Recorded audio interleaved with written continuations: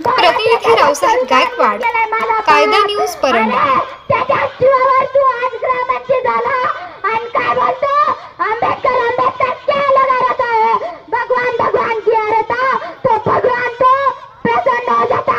अरे तुझे भगवान रहता तो प्रसन्न हो जाता ना, भगवान इस दुनिया में नहीं थे तो भगवान प्रसन्न कैसे होगा बे?